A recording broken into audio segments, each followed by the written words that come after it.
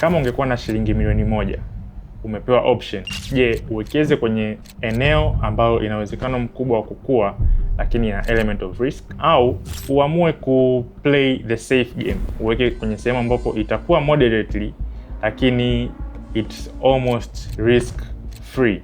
Ungechagua kuwekeza wapi? Hii ni swali ambalo ninapata wakati mgumu sana kulijibu nikiwa mbele ya umati wa watu wengi ambao una rika tofauti, una investors tofauti wenye malengo tofauti. Na swali lililomo ndani ya hii sentensi ya kwanza ni, je, niwekeze kwenye hati fungani au niwekeze kwenye hisa?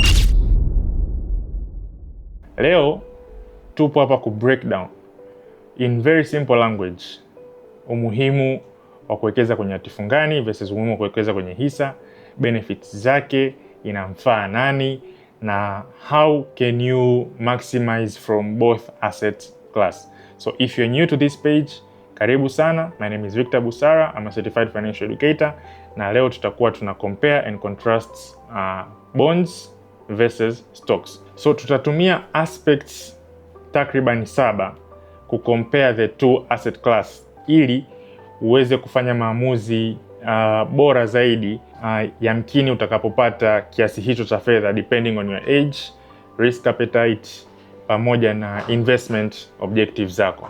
Aspect ya kwanza ambayo ni muhimu sana kuangalia ni capital growth. What are your goals when it comes to capital growth? Kama unatamani ufaidike from higher capital gain, ni much more rational kuwekeza kwenye soko la hisa au kwa kununua hisa ya biashara nzuri kuliko hati fungani. So over the years, the market reports have showed us that kuwekeza kwenye biashara nzuri kuna uwezekano kukupa capital gain kubwa kuliko kuwekeza kwenye hati fungani. However, ukiweza kununua hati fungani kwa discount, kuna faida ya wewe kuenjoy capital gain ya hati fungani kama umenunua kwa discount only if you hold that bond to maturity or you hold that bond for the longest period of time. So assume mtu alinunua hati fungani zilizokuwa zinauzwa mwaka 2017-18 za miaka 20,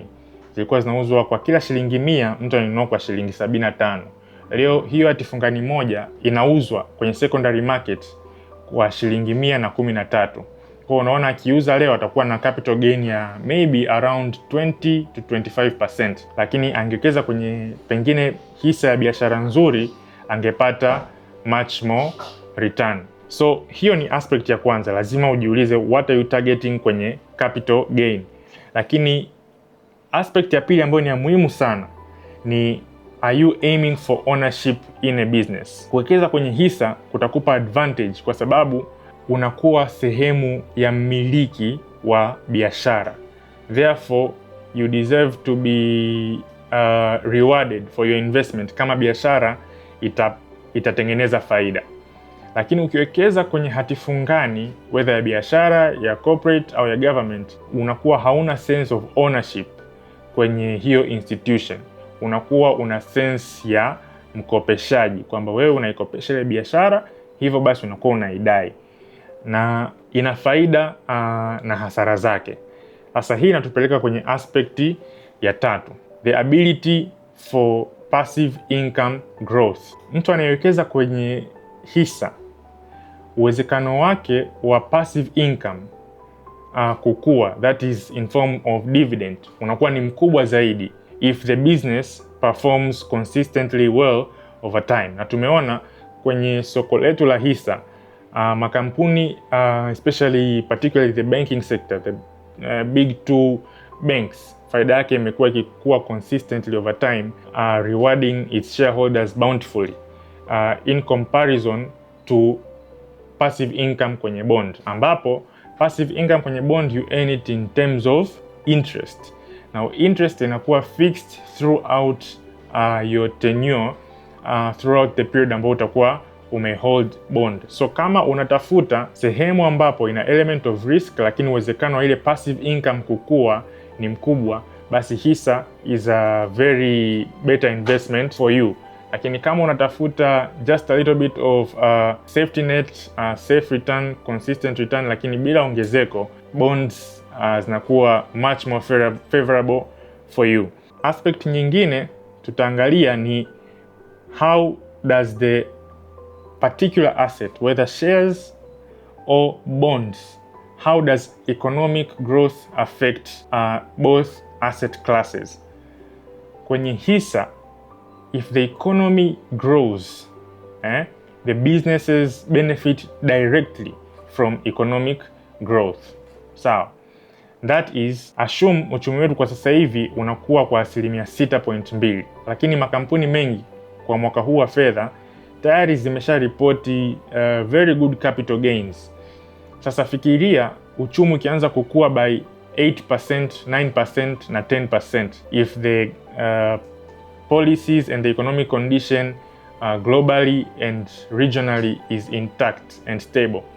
Makampuni ikianza kukua kwenye double digit figures, manake hata hii capital gain ambayo tumeiona sasa hivi na bei kupanda, most probably the stock market is still highly discounted in comparison to when the economy will be growing by, let's say, double digits, ambayo ni lengo la serikali yetu.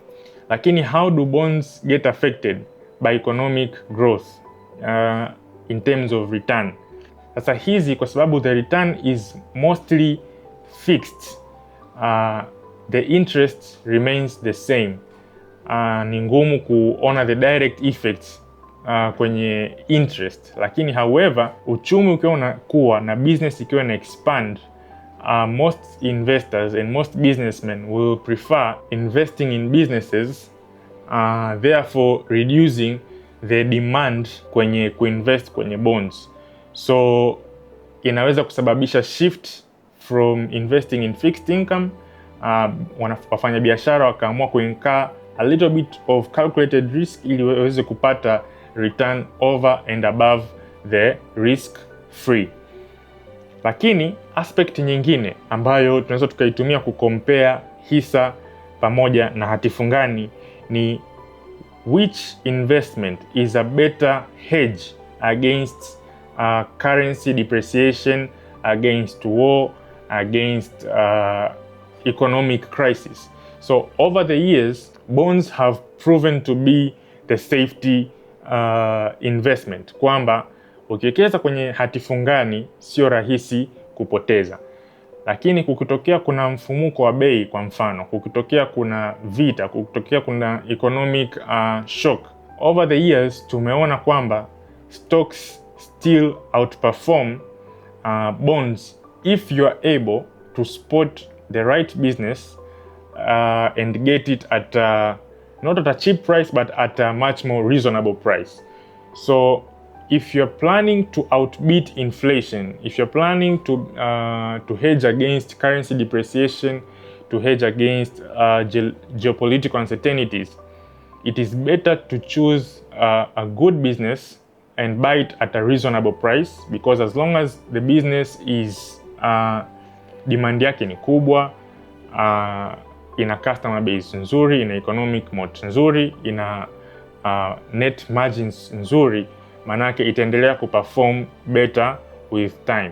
So if you're planning to beat those economic higi haggers, tunasema go for stocks. Lakini if you're planning to be a little bit passive in terms of you're not really trying to beat inflation, you're not trying to meet these standards and stuff like that, well, you may choose to protect or put up your money in bonds.